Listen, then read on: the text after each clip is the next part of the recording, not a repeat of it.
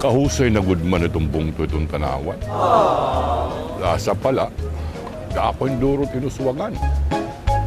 Alayo nga ini nga bungto, inaharugmok ini ang pag-agi ang super typhoon Yolanda. Amo na itong improvement nga nahimo. Pero merkado. Mga housing projects. Damo pa maibang mga proyekto. Pati water system ang mga barangay. In span of peralaka years, buhi na liwat itong bungto itong tanawan. Uy! Ano ba partner? Uy! Mr. Go! Partner! Ano ba yung problema? Waray. Nagkikinita po plaza tanawan. Kikinita at plaza? Inin na nakita lang ako hindi nga mga proyekto nga nahimo itong bungto itong tanawan. Ano yung heray na harugmok kagtong panahon ng super typhoon Yolanda? Amo nga ni. Kinita ako ni Sir Istyo na imo. Kaya kanina napapansin ko pa ikaw nga baka kay perdido yung kulukugo.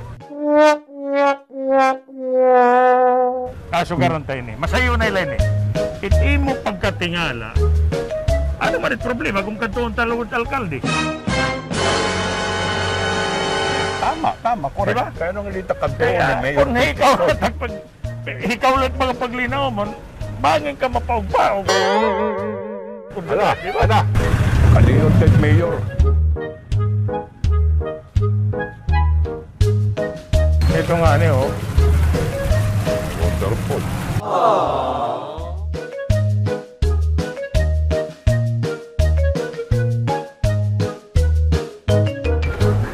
Ay, Mayor, mapay nga oras.